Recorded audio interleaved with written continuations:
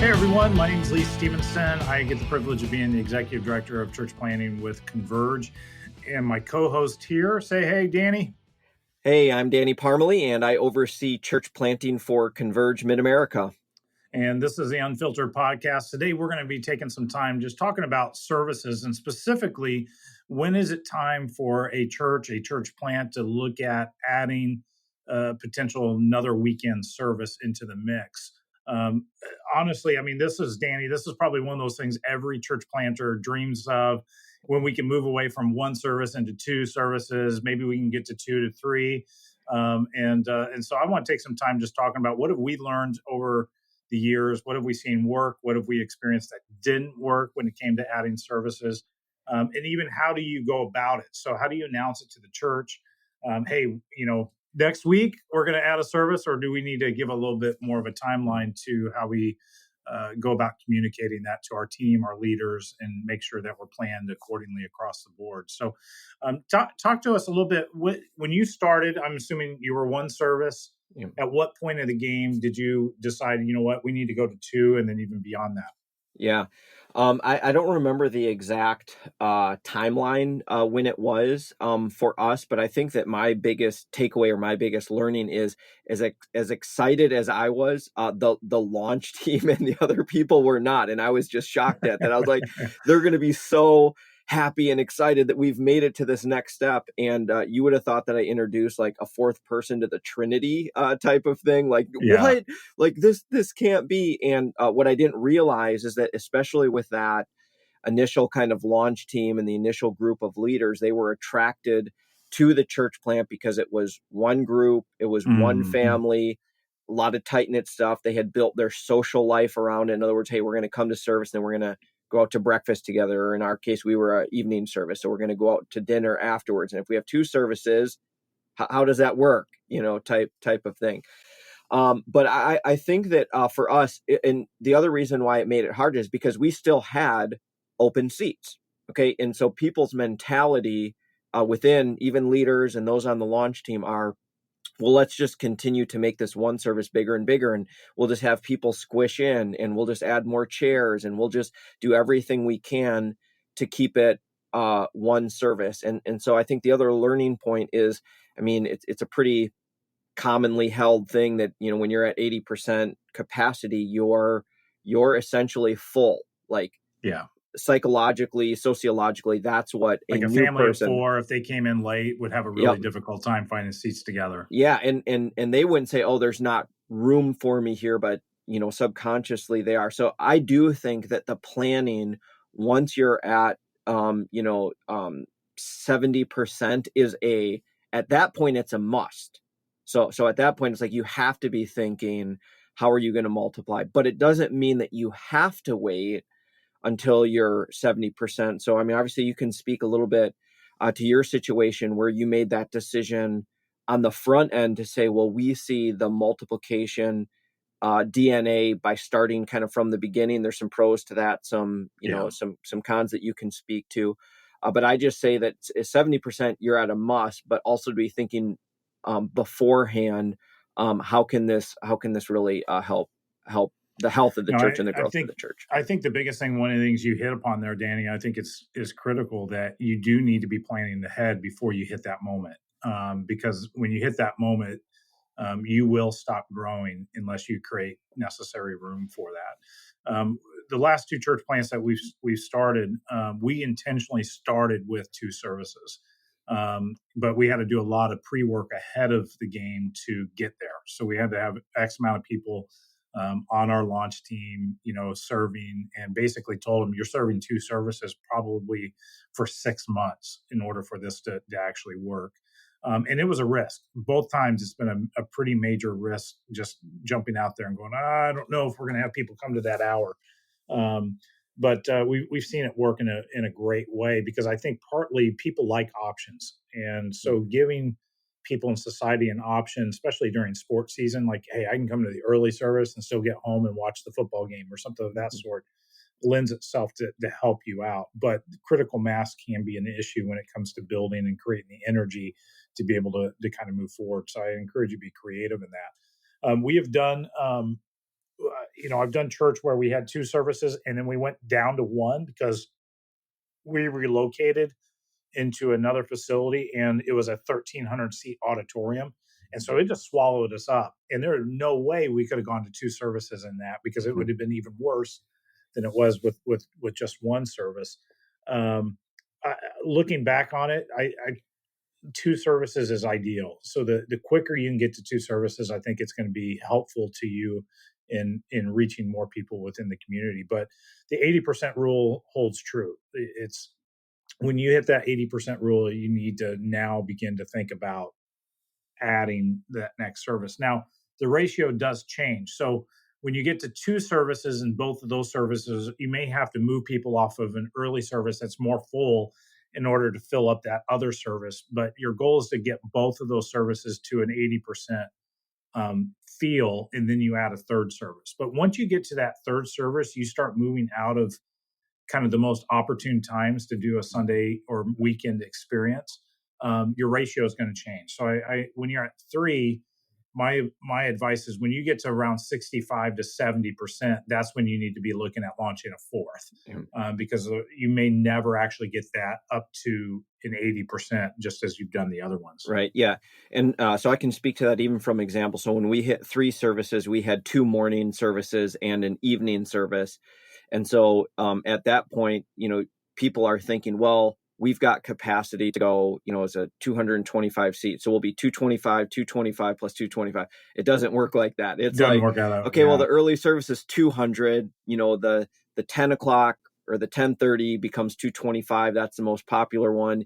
And then the evening service might be 100. And you can't just sit there and wait for the evening service to fill up the extra 125 seats. It's like, okay, where do we put another 4 service? Because that one's kind of has reached its capacity that way. So I think one of the biggest things in multiplying, especially going from 1 to 2, is even the fear of the pastor, the planter, of losing that momentum, because you will, even though the church will grow because of it, the church will become more healthy because of the need for true leadership development and leaders are rising up.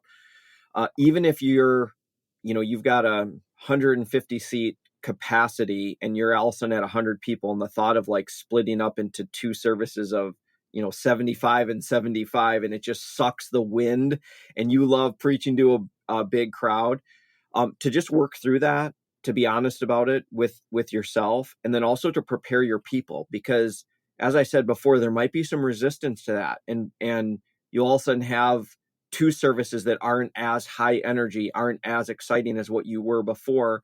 But after you get over that hump, and that 2 services that are 75 each climb up to 100, 125 each, you get that back, and then you have so much more foundation and leverage, and like you said, you're reaching more people that way. So it is difficult. It's not an easy thing emotionally to do, but to kind of walk yourself through that, and then definitely be walking your leaders and your launch team through that, and say, hey, it's going to feel a little different. And also you combine that with hitting summer months. So the other thing I'd say is timing on that. When do you time to actually multiply?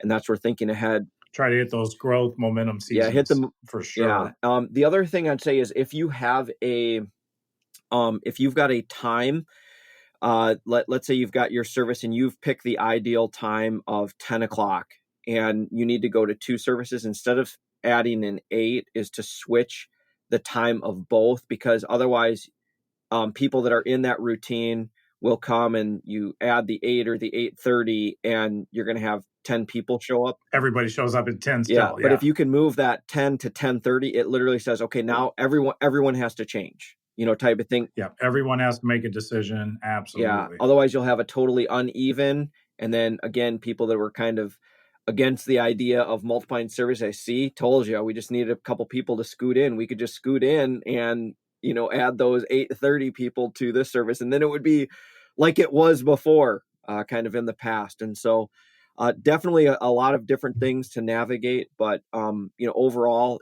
again, not even just a church growth thing, but I think it sets multiplication right from the get-go, of saying, hey, this isn't about us, and it's going to force people to have to step up and to lead.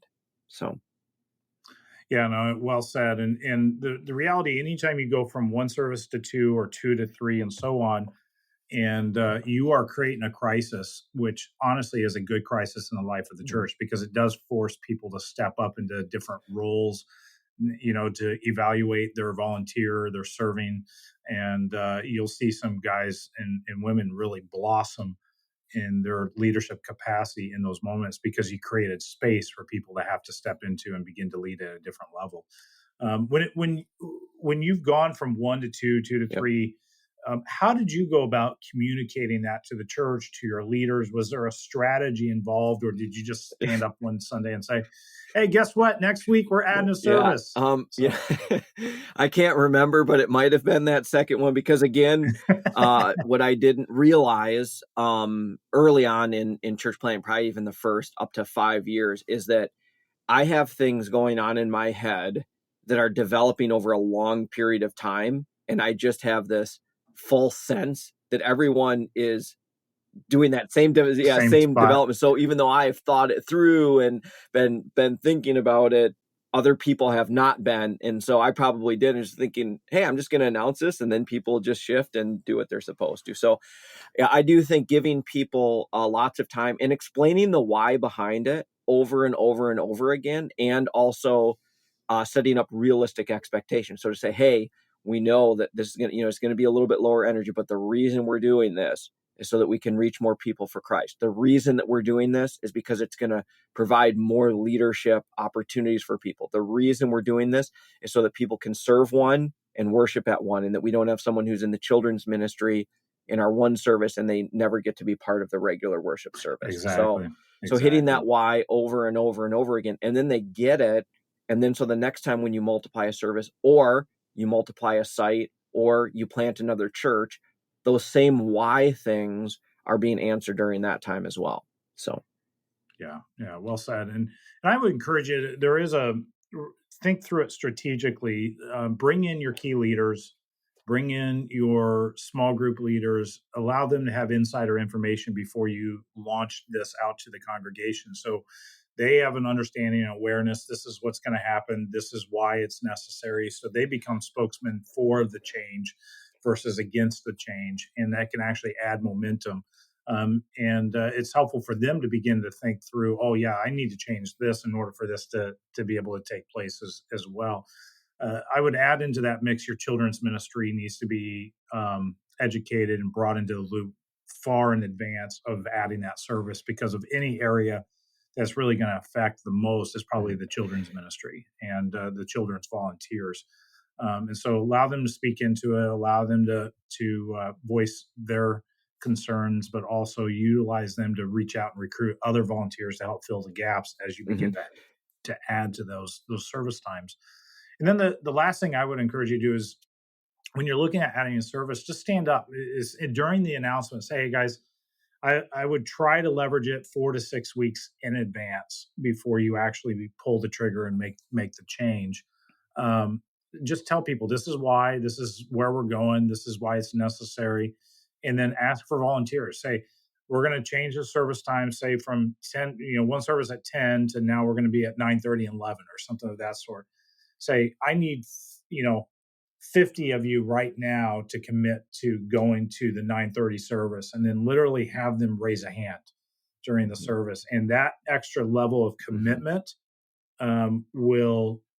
they'll follow through on it much more likely than they would if you just say, hey, I need 50 people, and everybody will assume, oh, it's a different 50 people, it doesn't include me. And that'll make that change so much more significant and easier to pull that's off. great. And then take your iPhone and snap a picture of that real quick, just so you got proof. Yeah, I tell guys all the time, like when you do that, like it's okay to be awkward, like allow silence, because people will just kind of look around and just tell them, like, I've got time, guys, so I'm serious about this, and then they'll realize, oh, you are serious, and people will begin to volunteer. One other thing, too, Lee, is whenever possible, make sure that the services are duplicated. So one of the mistakes I've seen is when people go from one service to two and they say, all right, well, we need more space. So we'll do a morning service, but that one won't have any children's programming at it, or that Yeah. one will have a, different pastor preaching, or we'll have the whatever, I don't know, youth intern do it's like you really do have to duplicate them. Otherwise what you're going to create is you're just going to create this kind of I don't know, separate little service that is never going to get off the ground, and it's not really multiplication type of thing, and then No, you'll it's have that not. lopsided again, where every majority of people, and there's only a few people that kind of feel forced, and it's kind of like the leftovers type of thing. So Yeah, yeah. And just another thing, I found it was easier for us to do 4 services on the weekend than 3 services. 3 services was difficult to figure out the volunteer rhythm, and 4 was a whole lot easier for that. But one of the things we found, like even when we started Saturday night services, knowing that we were heading into a low season, so we started when we did Saturday nights, we started with 2. We went from 3 on Sunday to 2 on Sunday, 2 on mhm. Saturday. Um, we did that on Easter, and we just continue to maintain it post Easter. We had to incentivize people to come to Saturday night Mhm. all summer, and so what we ended up doing was we just brought food Mhm. trucks in every Saturday night, and so that incentivized, and actually our attendance during the Saturday night Yeah. went up over the summer because people just enjoyed being able to have that extra time to hang Yeah. out and eat together. And I know we're running out of time here a little bit, but let me just give my why I hate Saturday nights and why I love Saturday night services, which we did. I hate them because it's really hard for the pastor, because your weekend, Yes, it's yes, a whole extra day. really on Yeah, all on the all the staff. staff and everybody who's having to do that. The advantage is, if you ever do go to a multi-site model, to be able to use your Saturday night for video, even if you're using video for a multi-site application, you can capture that on Saturday, and you have much easier delivery. You don't have to worry about having to Yeah. stream and do all of that. So that's a whole nother conversation. But man, Saturday nights, when I hear planters talk about that, I start to convulse just a little bit. And yet there's a strategic opportunity there, but it's also one that has its challenges, certainly. So Oh, that's good. That's good. And I think even another topic we'll pick up in one of our later podcasts that I think goes along with this is how do you, as the lead pastor, maintain energy doing multiple services? And so I encourage you to kind of tune back in for that future podcast, because I think it goes hand in hand with the conversation we're having here. Well, guys, it's been fun. Thanks for tuning in to the Unfiltered podcast. And this has been Lee and Danny. Until next time, keep it real.